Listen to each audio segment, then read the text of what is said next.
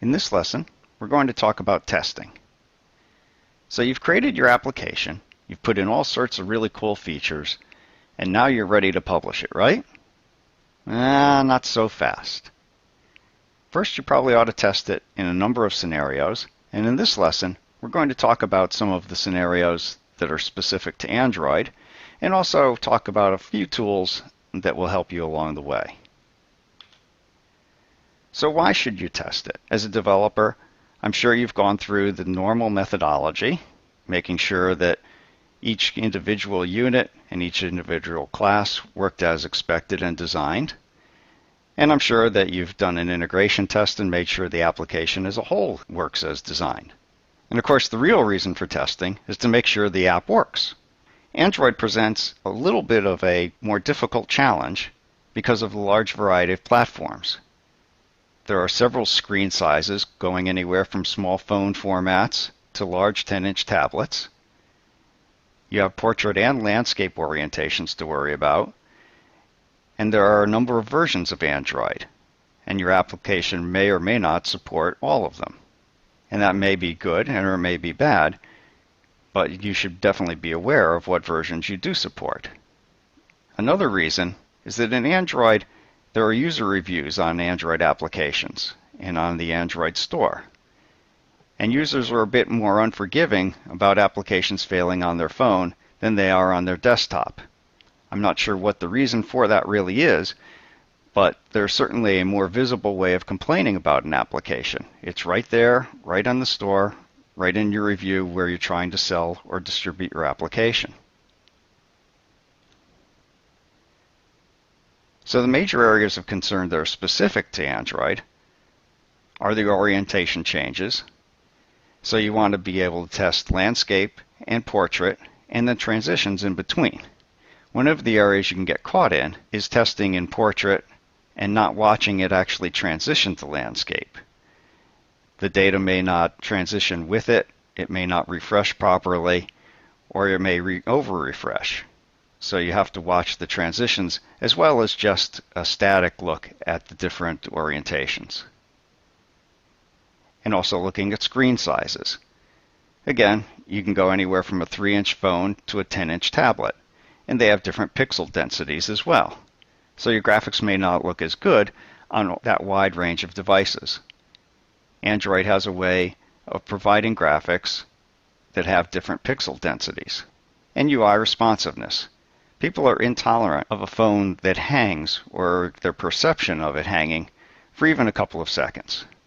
So you definitely need to put any kind of long-running tasks in background or use a service, which we've done some lessons on, to make sure that the UI is constantly responsive. And you also need to make sure that if you are going to do a relatively long-running task, that you give some sort of indication that something is happening, or people will become very impatient with the app. Another area of concern that's unique to Android is onCreate versus onResume. As we talked about in the activity lifecycle, onCreate happens when an activity is created, obviously, and onResume happens every time the activity comes to the foreground. And you run through onResume after an onCreate, but you also run through it after you've paused. So you may have a temptation, if you have put up another dialog or something that the user can edit data in, you may have a temptation to load your controls in onCreate. If that dialog edits data that you're displaying in your activity, a more appropriate place to load your controls may be onResume. So you have to watch that a bit as well. So beyond the obvious, what tools do we have to work with? If you're chasing down a really detailed or difficult bug, the Davlik Debug Monitor Server, the DDMS, is a really good tool. It's a native Java tool, and we took a look at it briefly in the geocoding lessons. But it's part of the Android SDK, and it can monitor memory and threads and heaps and that sort of stuff. So if you've got memory issues, or you've got hangs, or you've got a ton of threads spinning and you're not sure why you're having some erratic behavior, it's a good thing to get right down to the metal and be able to monitor things. So that's a very good tool for that. The emulator, of course, you can create a variety of screen sizes and Android versions, and you can also set up the emulator to be in portrait. You can set up memories. You can set up processors.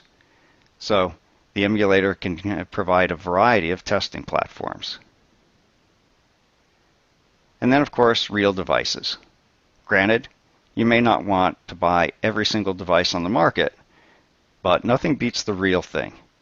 You may see things on real device that the emulator does not properly emulate. We've seen a couple of areas where the emulator just isn't any good for testing at all. It just doesn't have that kind of capability. But also the emulator is indeed just a simulator. So the behavior on a real device may be different than an emulator. I personally have seen the emulator behave very slowly for a number of tasks, and the device performs a lot better. So instead of wasting time chasing the speed issue because of emulator testing, I don't have to worry about it because it actually works better in a device. But I've also seen the opposite, where the emulator seems fine, but the real device was very slow for some reason. So you really need to run your app on real devices to see what it will behave like in the real world. So testing is very important to your user experience and to make your app a success.